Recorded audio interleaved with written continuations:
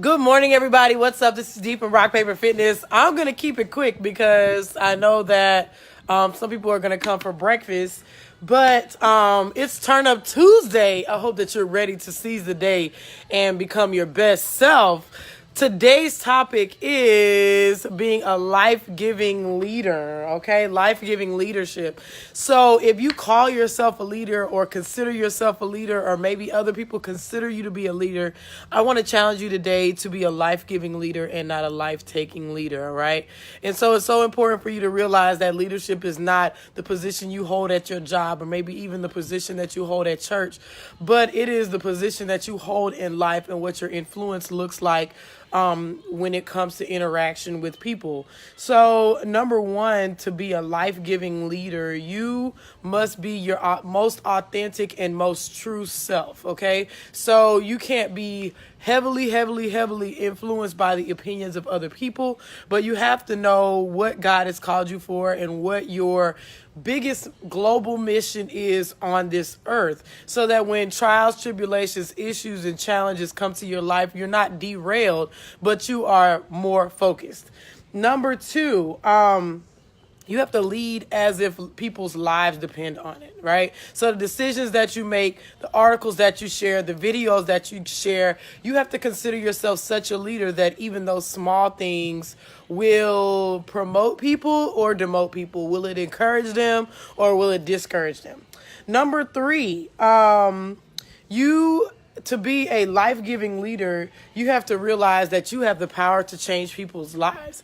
And sometimes we have a negative connotation when it comes to power or changing people's lives. But there are some people, you guys, who need their lives changed. There are some people who are so far down, who are so down and out, that me and you, they depend on our words, they depend on our actions, they depend on our consistencies to get out of that hole so that they can become their best self. So truly know that you have the power to change people's lives.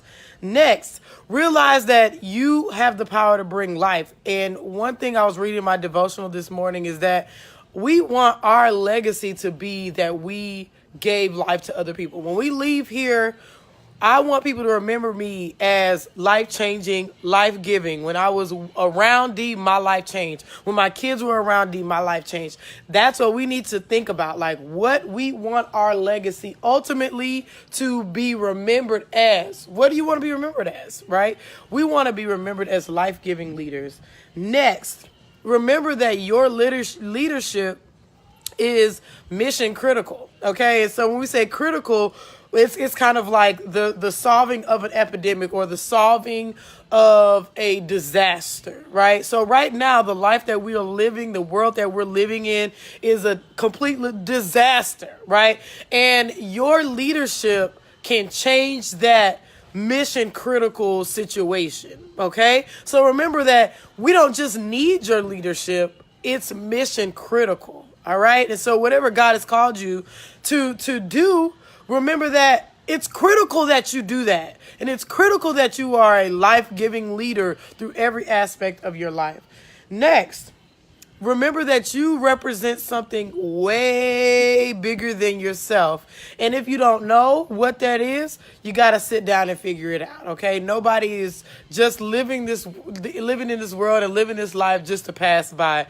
What you are doing is way bigger than yourself. And so when you are getting discouraged or people are talking about you or not supporting you, that's okay. When the people closest to you are not supporting your dreams and your visions and your business or what's in your heart to do, that's okay. Because globally, internationally, what you're doing is bigger than yourself. How you're helping people is helping generations overcome curses, generations overcome challenges, generations becoming more educated on how to make their lives better. So remember that. If you're ever wondering, like, am I doing this right as a leader? Am I taking the correct action steps? Am I doing what I've been called to do? Ask yourself every day, are your actions, your words, your social media interaction, are they draining? Are you sharing articles and are you sharing videos and words that are draining people? And I know that we are in a world where we want people to be informed, but it's one thing to inform people, but it's another thing to drain people. Okay, I know we want people to be informed of injustices. We want people to be informed of what's going on in the world so they can govern themselves accordingly. But there's a fine line between informing people and making people massively depressed. Like, I don't want to go on social media and see all about killing, stealing, and destroying, and people being murdered and abducted and all this stuff all the time. Okay? And if you call yourself a life-giving leader, then you don't need to be sharing those things every day, all day. There are ways to be an activist, and there are ways to inform people without being life-taking. Okay? Next, are you a draining person? Are you a person who's always writing something negative or on Instagram or Facebook? Are you somebody who always is asking for something, never giving? Are you always that person that people don't want to be around and they're dodging your relationships? It's very, very important for life-giving leaders not to be life-taking friends, okay? Next, what are you doing to cultivate positive energy? And it's important for us to understand this. Energy is neither gained or lost. That's a basic law of movement of science and stuff. So if energy is neither gained or lost, remember that what you put out there is what you put out in your universe is what's going to come back to you, and it has to sit on the shoulders of somebody. Okay?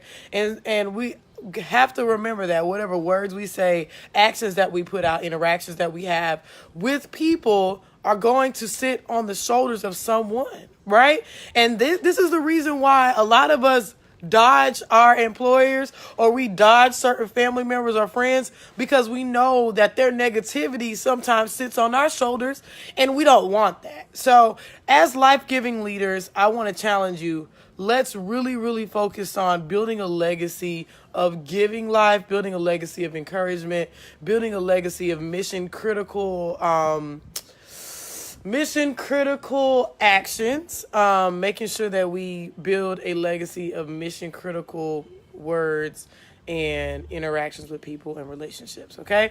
I love you guys. Have a blessed day. Be safe, be blessed, and be successful. Bye-bye.